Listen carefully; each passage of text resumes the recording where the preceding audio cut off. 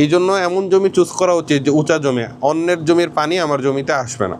না আপনি তো এই যে ল্যাক্টোব্যাসিলাস দিয়েই নিতেছেন জমিতে, ল্যাক্টোব্যাসিলাস দিলে অন্য কোনো ব্যাকটেরিয়া এসে ওখানে গ্রো করতে পারবে না সহজে, কারণ ব্যাকটেরিয়া কলোনি করে ফেলে, অন্য কাউকে থাকতে দেয় না, যারা থাকে তারা নিজেরাই থাকে। তো তখন তো অন্যরা আসতে পারতেছে না। তো তখন কিন্তু আপনার একটা সুযোগ আছে যে আপনি এটা ক্যাপচার করে ফেললেন আপনার জমিটা। এখন অন্যের জমির পানি যদি ঢুকে যায় তখন কিন্তু সমস্যা, এইটা একটু খেয়াল রাখা।